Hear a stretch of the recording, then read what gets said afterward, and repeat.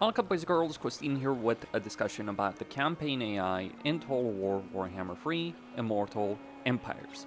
Creative Assembly has talked about that they want to make some changes to the way the campaign AI prioritizes its targets. Now that's a fancy way of saying that they want to overhaul or improve the decision-making process that the AI uses in a campaign. And that decision making process does certainly have a lot lacking at the moment. Take, for instance, an Elspeth situation, and that's the reason I'm using her for this video. Usually, in her campaign, she'll take Wizenland under her control, she'll take Solland, and then she will do nothing for quite a few turns until she has a border with Vlad. And usually that will happen when Vlad takes Stirland. The reason he's going to take Stirland more often than not is because he's incentivized to do so, due to the Changeling weakening that specific faction. But this is one of the problems, one of the starting point issues that we could talk about as an example. The idea that a faction is just going to sit there doing nothing because it doesn't want to traverse neutral territory.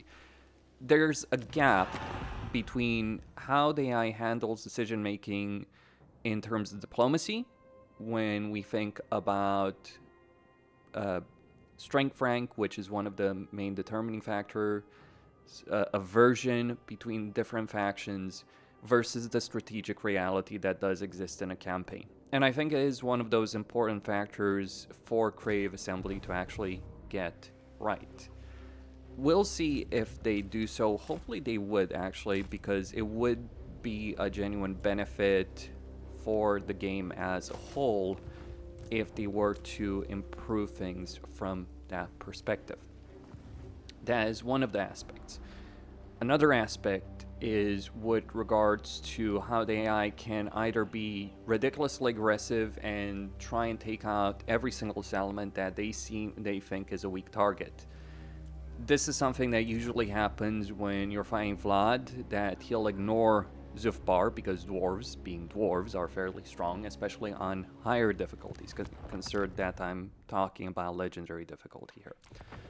And so dwarves being dwarves, the AI is just... Vlad and the dwarves are going to ignore one another. The dwarves because they're afraid of Vlad for good reason, and then Vlad is going to ignore them more often than not on this kind of difficulty because he sees Stirland and Averheim really as easier targets, but he's leaving his backside undefended. And it's not just a question of Zufbar, it's also a question of Ungrim. If Ungrim were to win against Azag, that could also affect Vlad in a significant way.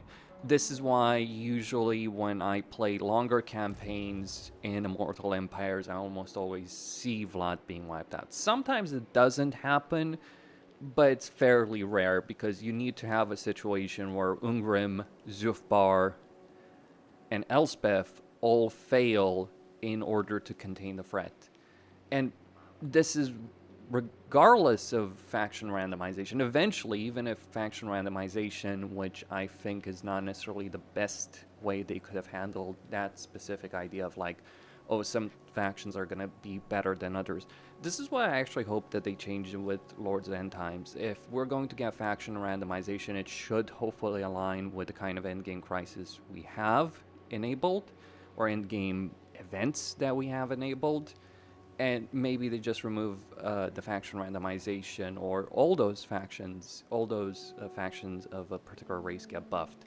But especially would be great, for instance, when we think of the Confederation issue, because this is another aspect where the game kind of fails in terms of AI, campaign AI decision making, because AI factions are very rarely going to confederate one another. It happens between major factions and minor factions, especially if minor factions do end up being weak. But I've gone many campaigns with the exact same thing where no one confederates anyone in Wolf One, no one confederates anyone in Nagrand.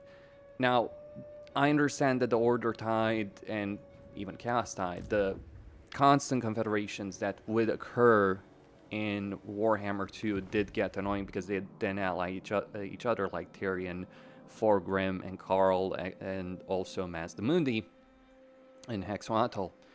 They would all ally each other, but the way things are being handled right now, where confederations happen very rarely and take a significant amount of time, like you can go an entire campaign of 100 plus turns and see very few major factions confederate one another, and that is a flaw in how the game is designed from that perspective. Maybe some forced confederations, they will use forced confederation mechanics sometimes, but you know, high elves are in that issue, have that issue because it's also with the seats. And then we can talk about unique campaign mechanics or racial mechanics for specific races and how those affect campaigns as well. Then there's also the dynamic of like a faction starting a war and going in a direction and then just stopping there. For instance, Alfarian usually will take Southern Evres, or always will take Southern Evres, but more often than not, he'll just stop there with multiple stacks doing nothing while his north is threatened by Nakari. He can actually lose Tor of Rest because of that, because his armies are just sitting there doing nothing. There's a lack of concentration of force, there's a lack of proper utilization of resources, especially again on Legendary. Then we could talk about how, due to the various cheats the AI has in terms of construction costs, upkeep costs, recruitment costs, I believe as well, that you end up in a situation where certain factions end up with huge piles of cash and they're willing to give that to you, or almost all of it to you, for just a declaration of war you don't really care too much about. And 7,000 is not even the most ridiculous number. Like, we can think of greenskins, where if you region trade with greenskins, if you region trade with, say, Grimgor, I'm not sure how well he's done over here, not necessarily too well, but sometimes you do get like Rhesus having tens of thousands of gold, Nurgle factions having tens of thousands of gold, and other factions as well having a huge pile of resources that they're not necessarily utilizing properly. They recruit a certain number of armies, then they stop. I'm not quite sure what the decision-making process is with regards to that, but I think the AI should utilize things better in terms of resources. The Wood Elves are one exception in that they tend to have very little in terms of actual money sometimes. Like, for instance, here Draika only has 331. But that's because the Wood Elf economy is based on buildings with growth, and so the AI is generally going to use that growth for some other buildings. For instance, I believe this one is also using growth.